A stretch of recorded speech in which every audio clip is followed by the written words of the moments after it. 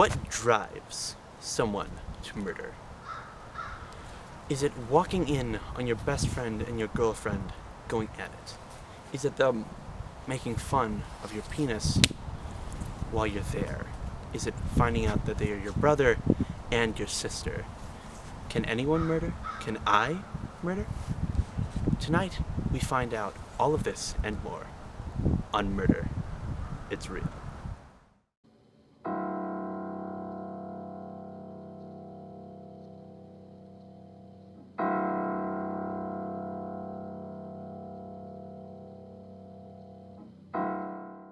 Youth. Nothing can match the untempered innocence of youth. But nothing can match its naiveness either. So what would you do if you were murdered at a young age? What would you do if the limitless potential you held was snuffed before you even realized how much of a big stinking pile of dog turds the world really is? Lily Whitgirl was a typical 24-year-old. A college flunky, she decided to make ends meet by working at a local ice cream shop. It was a normal day for her at the ice cream shop. Just to the end of her shift, Lily thought the cold sting of the iced cream on her hands would be the worst thing she'd felt that day.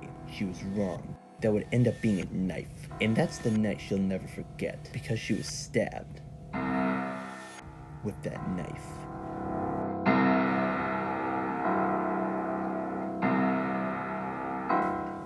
Thought this was gonna be a standard case. Show up an hour late, tell everybody what they already knew. But then I saw her lifeless body, and I realized for the first time I'd have to do my job. Lily was the nicest person I knew, and that's saying something.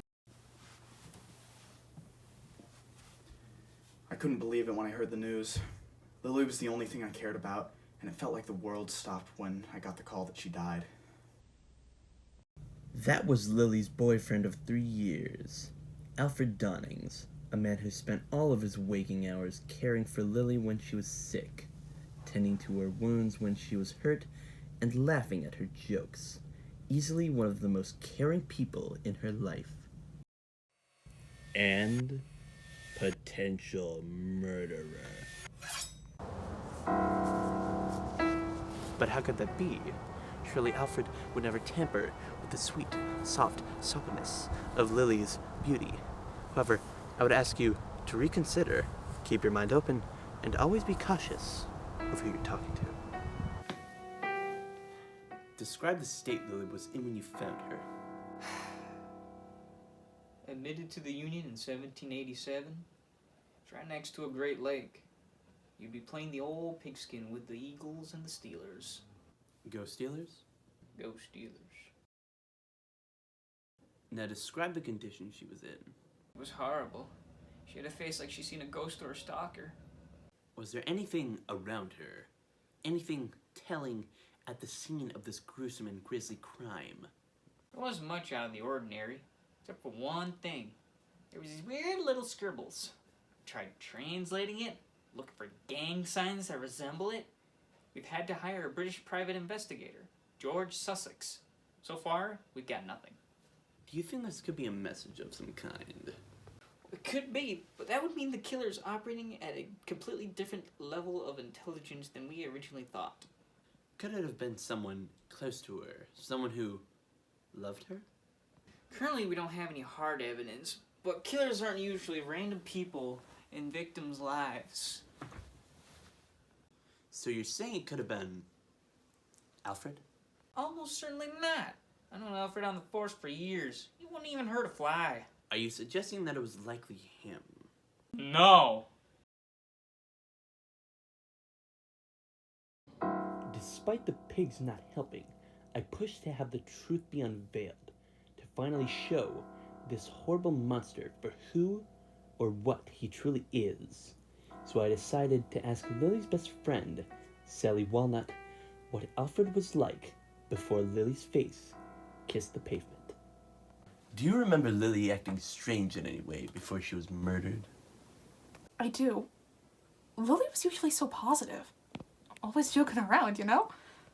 But she was starting to get more tense, especially when we were at the ice cream shop. And whenever we left, it would get better. Until a week before you know. I remember asking her about it, and she told me that there were these two guys coming in, and they were being really serious and persistent, and they were starting to scare her. I thought that she was just being overdramatic, because she was sometimes like that, and so I told her that she should just go back to work and that everything would be fine, and I didn't know that was the last time I was gonna see her. So you're saying the killer may be in the room with us?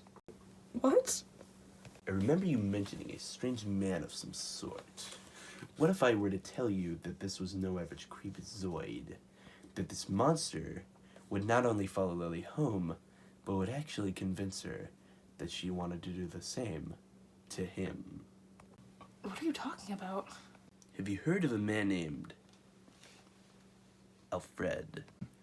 Her boyfriend? Experts disagree on using that term for him. Experts in what? Murder! Moving on. Would you recognize any of these images?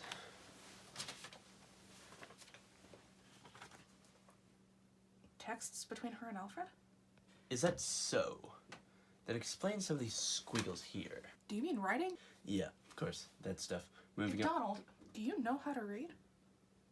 A man doesn't need to know how to read to know another man is guilty. He does to read evidence.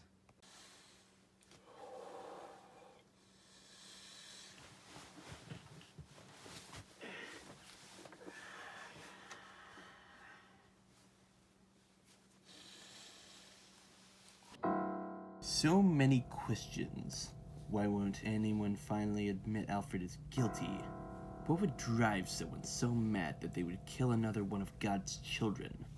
Where does the sun go at night? I decided to get some answers for myself. I went closer to the beast than I ever thought I would have to. I sat Alfred down again, and this time, I asked him a series of subtle questions to reveal his true, murderous nature. Did you kill her, you lying, stabbing, involuntarily bloodletting waste of an African child's food? I love Lily more than anything. I wouldn't lay a finger on her. You lying scuzzbag! Why are you so convinced that I killed her? You don't even have one piece of evidence. Don't you lecture me about evidence, you murderer. I'm a cop. I deal with evidence every day. Listen, I'll let you off easy. Just admit you did it. I am the cop here. You have no legal authority to do anything to me. We hired a British private investigator, George Sussex, and he'll figure everything out. You have nothing to do with this case. You don't know what you're talking about. No, Donald. I don't think you know what you're talking about. I don't think you could ever understand what it's like to lose someone that you loved. That you still love. Even though you know you can never be with them again. You can never smile or laugh or even cry with them ever again. Well, maybe you should have thought about that before you murdered her. The killer may never be brought to justice. The corruption of the officers of the law have proven that enough. But what if justice is served?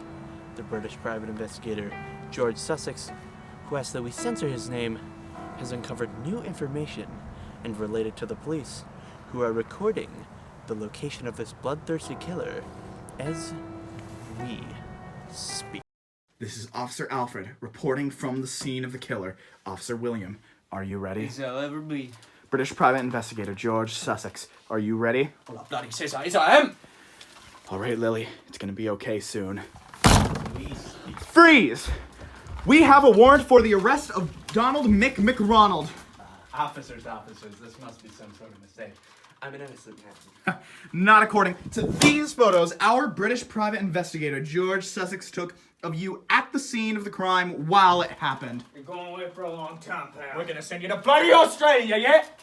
In that case, officers, I'm afraid I'll have to take my leave.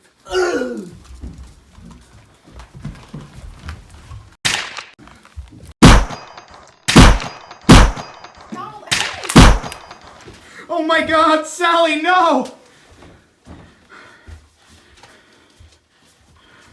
Donald, put her down, Donald.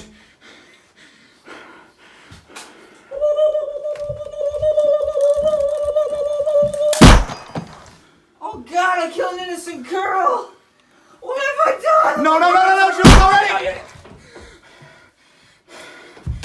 Are you okay? British private investigator George Sussex.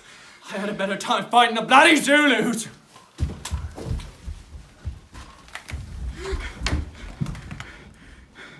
Give it up already, Donald. There's nothing you can do. I can run.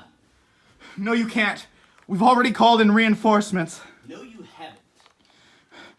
We've called in reinforcements already, right? No, I thought you called in reinforcements. Yeah, we're gonna need some reinforcements. Well, shit. Get out of your hidey hole, you little weasel! 1 second, mate. I'll get me torch. Why'd you do it, Donald? You had the perfect life. Perfect life. You think I had the perfect life? Do you know what it's like being a man who reports on murders for more than 30 years? Your only love cast to the shadows of society makes a man go crazy, insane. Some may even say loony. It's like being the guy who gets his wife fucked in the porno. I'm not the cuck, Alfred. I'm the Johnny Sins of murder, but nobody can know it. And you shouldn't have shown those pictures to anyone. Ah! He got my gun. Don't worry, mate. I got your back. You shouldn't have killed her, Donald. I'm with His Majesty's spy system. I'm always ready to take pictures in any crime scene.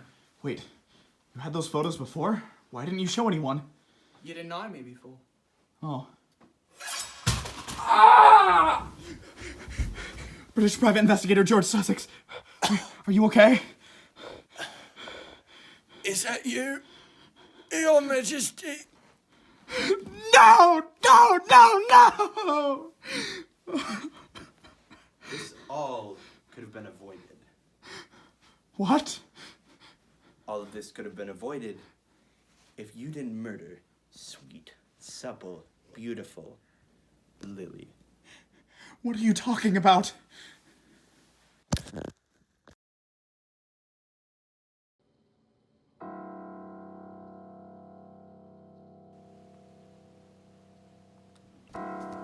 The police eventually came to the crime scene that you just saw and tried to deliver justice as well as they could, but unfortunately, the murderer escaped the grasp of the police enforcement.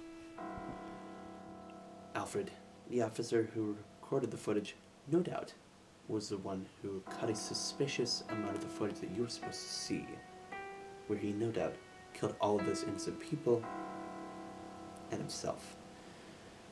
I guess it just goes to show that justice isn't always delivered. So what have we learned today? Is it that no one can ever be trusted? Is it that reading isn't as important as some little college could say it is? No. What we've learned today is something that we should have always known. Something that our parents should have taught us at a very young age. Today, we learn that murder, it's real. Well, I bloody says I am!